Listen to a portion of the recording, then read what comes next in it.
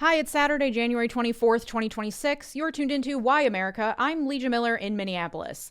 Reports are just coming in that someone was murdered by ICE about 20 minutes ago, about a mile from my house. So there are helicopters overhead.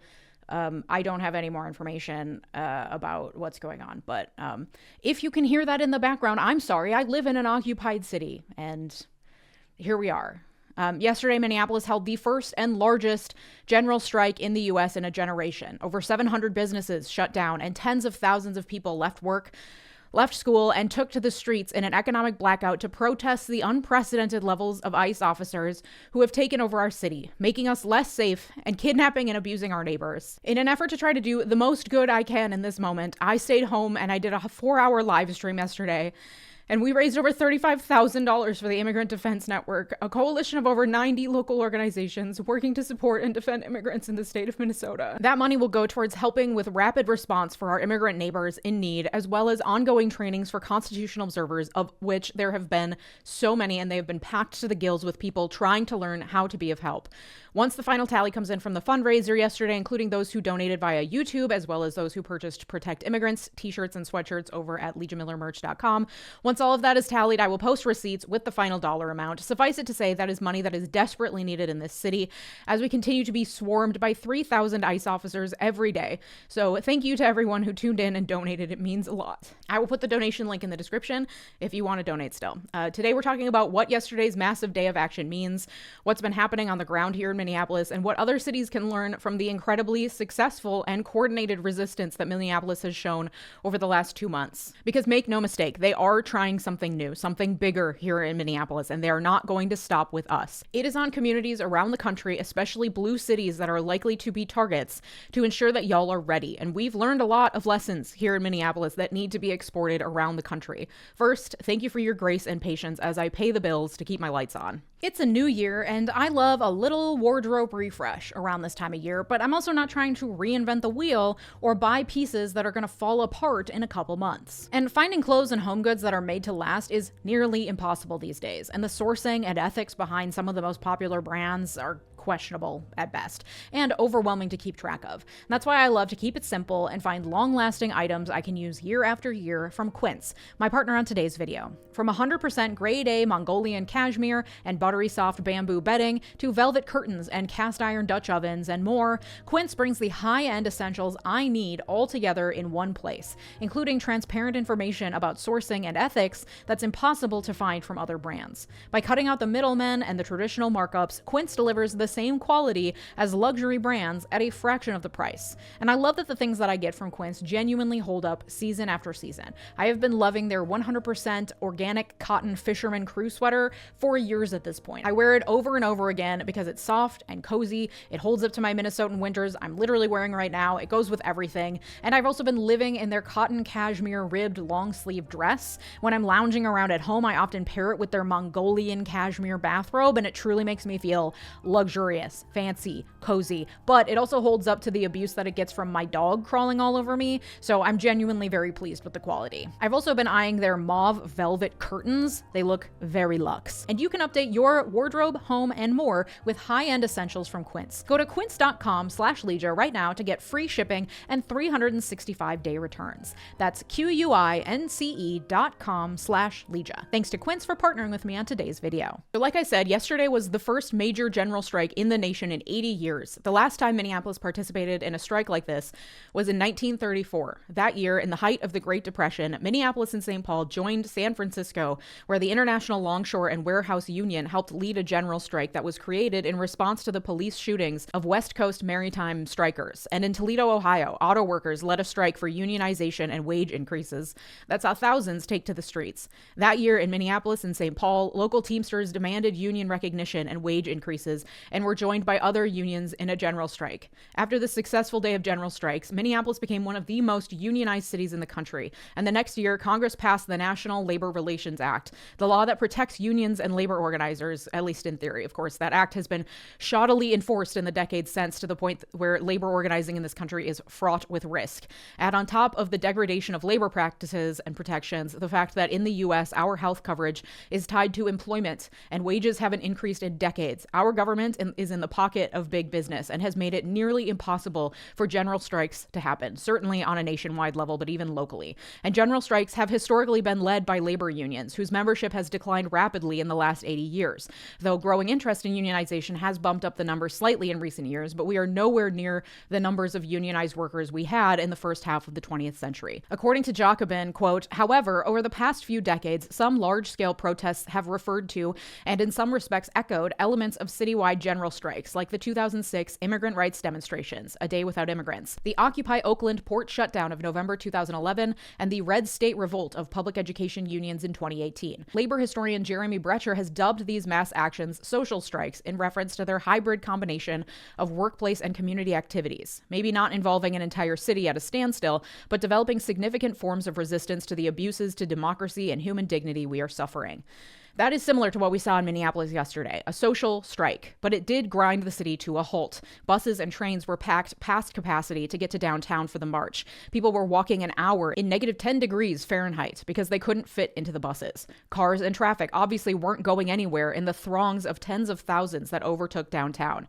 Not only that, thousands protested at the federal building where ICE has set up headquarters, as well as at nearby MSP Airport, where 100 peaceful clergy members were reportedly arrested yesterday. Reports have indicated that ICE and CBP plan on increasing presence at the airport over the next 3 weeks to terrorize passengers attempting to come and go peacefully.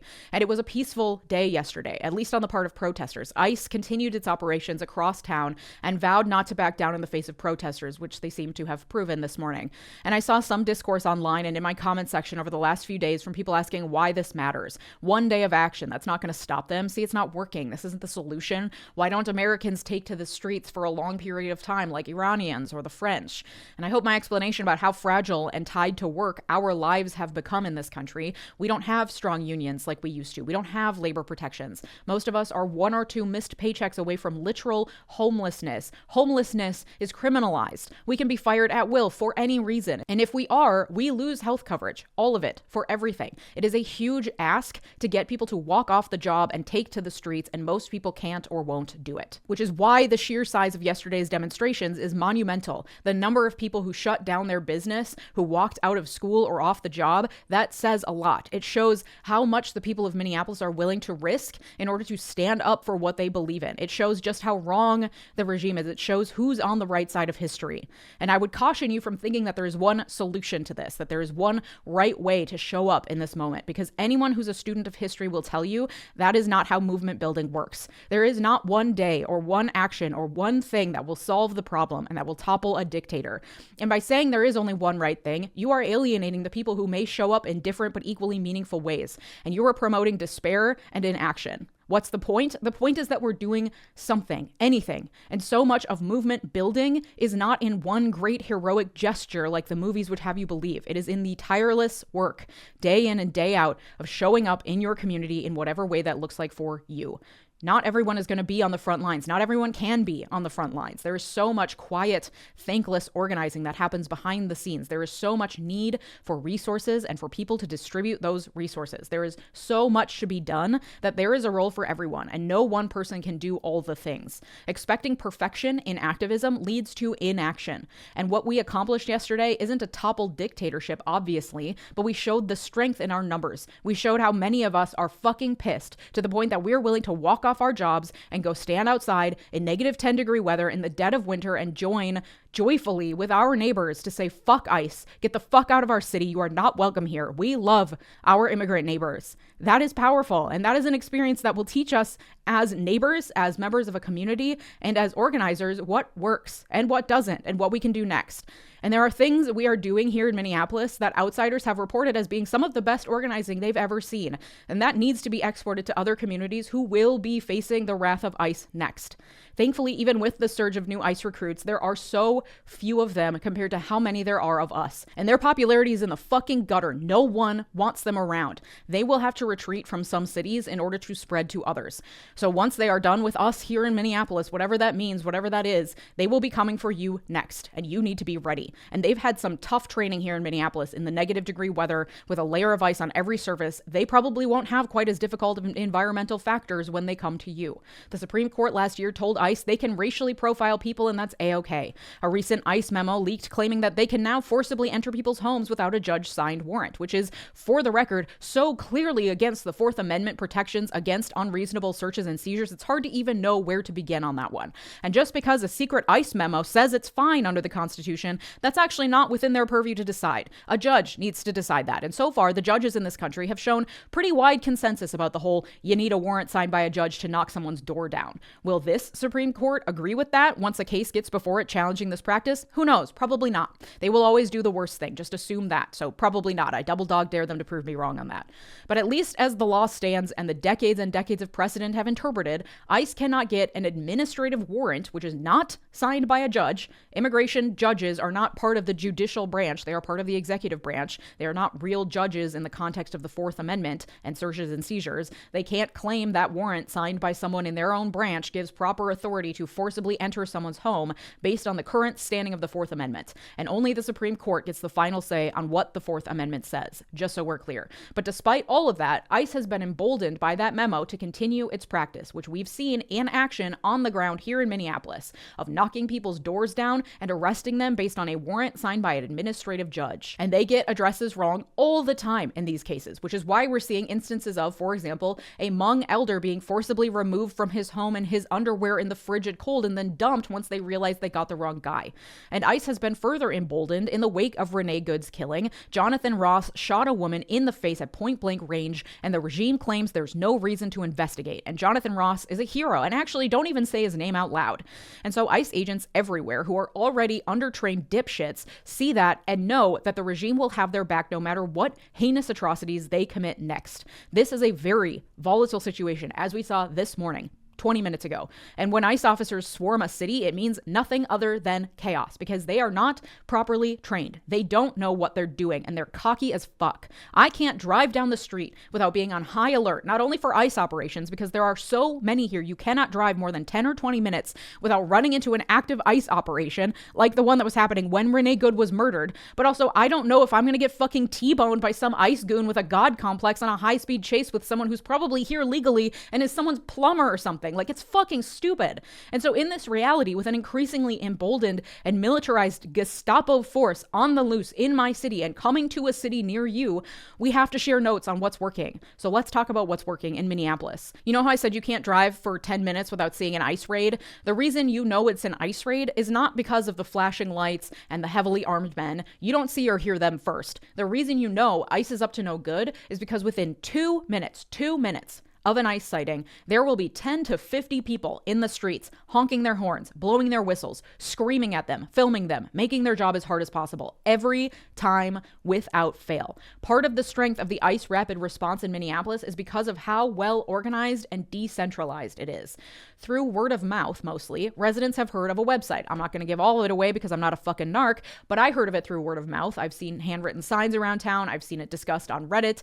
You go to this website, you enter your name and email. Everything is encrypted to the fucking teeth. A volunteer then reviews your information and within minutes sends you an email with further instructions. You click on an encrypted, password-protected document. Within that document, there are links to encrypted documents based on your neighborhood. You click on that and it brings you to the document about your neighborhood. And in that document, there's information about your neighborhood Signal chat group. Signal is a chat app that's encrypted end-to-end. But before you can find any links, there are incredibly clear instructions about the rules of engagement within the neighborhood Signal chat. This is not a place for voyeurs. By joining the Signal chat, you are agreeing that you will be available as much as possible to drop everything at a moment's notice and go out and blow your whistles and alert your neighbors should there be an ICE sighting in your area. You are not allowed to go into the chat and ask questions or gather information as someone who just wants to be in the know, but you're not willing to participate in the active rapid response. There are clear guidelines for how you are to report an ICE spotting, following the salute model to spread information, not panic. What is the size, size or strength of the presence? The actions, what is ICE doing? The location or direction, what their uniform or clothes look like, the time and date of the observation, and the equipment and weapons they are carrying. And there are clear guidelines for how other members of the group chat can tactfully interrupt people who aren't following the rules of engagement with the Signal group. And then you're put in a Signal group not only for your neighborhood, but also there are groups for your specific street. And there are mechanisms for how those street and neighborhood Signal groups can communicate with other their neighborhoods and streets so that the movement of ICE can be tracked. And this is so important on multiple fronts. Not only does it mean that you are as close as possible when someone reports a sighting on your street, so there are always rapid responders on ICE's ass at all times within minutes of a spotting, but it's also even more powerful than that, because when you go to the Minneapolis subreddit or you join your neighborhood next door app or something, you are immediately inundated with vague, unhelpful reports of danger everywhere, within a few blocks of you to a few miles of you. It can make you feel frozen with fear and unable to act, similarly to how it feels to be on social media right now. It's just too much all at once. It's impossible to act. With a hyper-local chat group, you are only getting the information you need to know, and you know exactly what to do when you get that information. But also, remember how I've been harping for months, if not years at this point, that you need to know your neighbors, because that is who we rely on in these trying times. Well, better late than never. Now you have an ongoing direct chat with all of your closest neighbors. And this is important not only for the rapid response in this moment, but for the months and years to come, because again, this is not the climax. I am so sorry. This is not the end. And even if ICE leaves Minneapolis and our streets feel quiet and safe again, those connections and networks will still exist. And why do you think the organizing in Minneapolis has been so good and so robust? It's not because, as the regime would have you believe, we're all paid agitators and George Soros is just pumping billions in and sending outside agitators to the city. Because the regime cannot fathom caring about others, caring about your neighbors enough to show up for them unless you're getting paid, because they have no fucking souls left in their bodies. No, it's not because we're getting paid to agitate. It's because we've been here before and we laid groundwork then that we are building on top of now. Ask anyone who's lived in the city for years and they will pretty universally tell you that living in Minneapolis right now feels eerily similar to how it felt to live here in the summer of 2020 during the George Floyd uprisings. The constant helicopters overhead. Literally right now. The fear of leaving your house. Then it was COVID. Today, it's the Gestapo chaos. The knowledge that the entire federal government and a lot of the local government, let's be real, was working against you and would protect the worst actors and would put protecting property over protecting humans. And back then, we banded together. We formed mutual aid groups. We showed up for our neighbors and we created networks and coalitions that didn't just go away when the unrest settled down. The more they try to bring us down, to pound us into the ground, to kill our spirit, the more determined we get to band together against a common enemy, to stand up and show up for our neighbors and our community. And so it's backfiring on them. The determination in our resistance is getting stronger in the face of their increased hostility. And we are just building on what's already been built before, which is why I say not to discount how important yesterday was. Not because it was the solution to topple the regime, but because we are building, keyword building, a movement, and every action builds on top of what came before. And so I think it is imperative that the organizers in Minneapolis are in contact with local organizations and coalitions in other blue cities to help them build upon their own infrastructure. I don't know who those people are. Seriously, it's so decentralized here. There is no one leader or person I could point to. I don't know who organized those original Signal chats. If you do, maybe send this to them. And that's the point, though. But that also means that there are likely many people who have knowledge and skills to be passed around the country for when ICE comes to a city near you. But even if you are not one of those organizers, there are so many stories on the ground in Minneapolis that can teach us all how to show up in this moment. Stories that aren't flashy. They won't make the nightly news. There's no influencer making clickbaity titles about them. It's mothers standing outside their kids' daycare so their child and other children inside are safe, but also so the caregivers are safe. It's neighbors shoveling neighbors' sidewalks so they don't have to leave their homes without asking and without seeking anything in return. It's food drives at churches and community centers that are so packed, people are standing shoulder to shoulder trying to help with care packages and handle the influx of donations. It's giving a ride to your neighbor who's on kidney dialysis and terrified to leave the house. It's giving your money to the organizations on the front line who know the best way to use it to do the most good. It's standing on street corners in negative 20-degree wind chill with a whistle, watching and waiting to sound the alarm. It's a small business providing free yoga classes to those in need of a quiet place to come and breathe. It's a million small and large daily actions on a hyper local level done out of love and out of a sense of purpose and out of a sense of justice. The soulless ghouls like J.D. Vance, who says he's proud that an ICE arrested a 5-year-old, they have absolutely no fucking clue the strength in those actions. They are so quick to underestimate our feelings of love and justice. J.D. Vance thinks the reaction in Minneapolis is quote unquote weird. He literally doesn't get what it means to love thy neighbor, despite his born-again Catholicism he claims to be so dedicated to. To him, it's literally weird. It's unfathomable. They have to blame it on outside paid agitators, on some large conspiracy, because they cannot fathom what it's like to give a shit about other people and to be willing to show up for your neighbors in the face of clear and brazen injustice. And that is where our strength lies, because despite how fucking cynical I often feel, despite the horrors of these trying times, I still fundamentally believe that there is good in all of us and that most people just want to do good. There are a lot of people who don't get me wrong, but most people are good. And we don't have to be superheroes in a movie, and we don't have to be armed warriors in the streets. The heroism and the strength lies in showing up every day and continuing to care and love and hope in the face of it all. If you'd like to support my work heading into a brand new year of horrors, consider joining here on YouTube by clicking the big join button below or supporting me over on Patreon, patreon.com/LeejaMiller, where you get access to all these episodes completely ad-free. Thank you to my multi-platinum patrons, Christopher Cohen, Evan Friedley, Mark, Sarah Shelby, Art, David, Latranger Lucas, Thomas Johnson, and Tay. Your generosity makes this channel what it is, so thank you. And if you like this episode, you'll like my episode from Wednesday about how Trump is fucking over our relationship with Europe. Thanks so much for watching. Have a good day. Bye-bye.